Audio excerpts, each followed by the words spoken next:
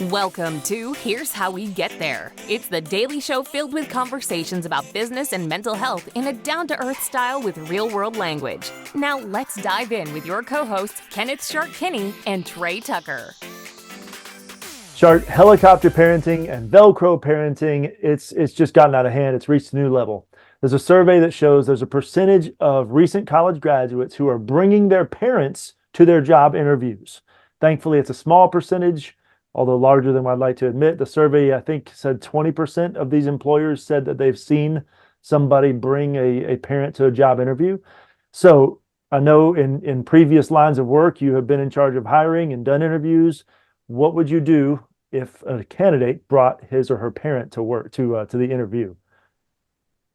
I would find a way to not only not hire the young person interviewing, I would find a way to get their parents fired as well. Because out of the 800 people surveyed, a startling 1 in 5 said they were bringing parents with them to the job interview. I have managed and hired and fired hundreds of people.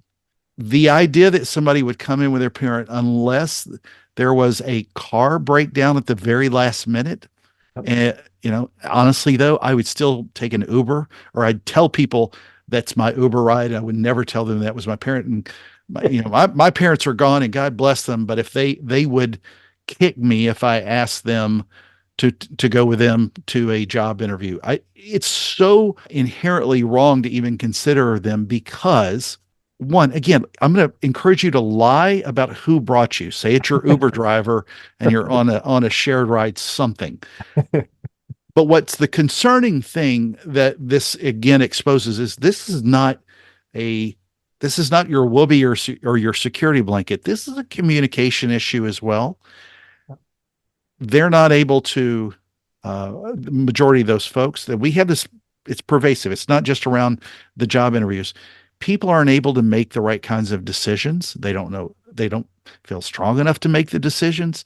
If you can't handle something like this, how do you have someone in a job role and trust them to be able to make just some of the basic decisions, have conversations? There were a lot of people that I worked with over my career that were younger than me, even when I was much younger, that were younger than me, that they really just struggle to interact with others. And that is the communication issue that I think so many of these people deal with. And it's pervasive with the way we are addicted to digital and cell phones and everything else, and keeping the heads down. But I'm probably a little bit of a stretch there with making it the bigger issue. But to me, it's really, it's one giant red flag that would prevent me from wanting to hire someone.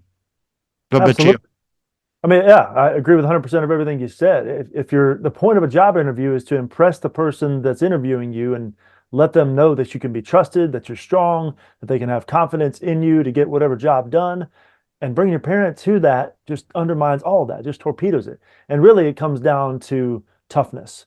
Because if you won't do anything hard, then you're never going to get tougher. You're never going to learn how to be resilient. And if the difficult task of doing a job interview, if you won't even do that on your own, then no, you are absolutely not qualified to hold any position really at any job. So I really do feel sorry for these graduates, because I know they're scared. I know they're underprepared, and there are reasons for that, not all entirely their fault. But it's like you said, it's the parents' fault. They have got to cut the cord, and they've got to show them how to actually fly on their own, push them out of that nest. Because you're going to end up with a kid who is still living with you and depending on you when they're 50. It's really a scary thing. And I know the parents are doing it out of love with good intention, but it's so short-sighted.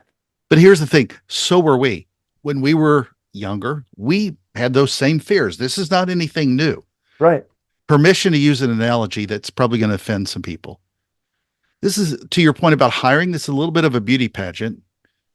The hot girl comes up there and she has a ugly, dirty dress. You're going to judge her on it. Yep. Same as you're going to judge the way somebody presents themselves, yep, albeit they're not going to wear an ugly, dirty dress to a job interview, you hope. But the fact that it's one part of you putting yourself in front of somebody as a consideration. Yeah. all the the things impression. considered, it's a little bit of a pageantry, if you will, and you got to be able to go there without, doing a beauty pageant and having your mom or dad walk you up on stage with, the Miss Utah sash across your chest. That just isn't going to work. So Right. no offense to Utah either. Thank you for joining Shark and Trey on the Here's How We Get There show. Make sure to rate, review, and subscribe to the show and visit here'showwegetthere.com. That's here'showwegetthere.com.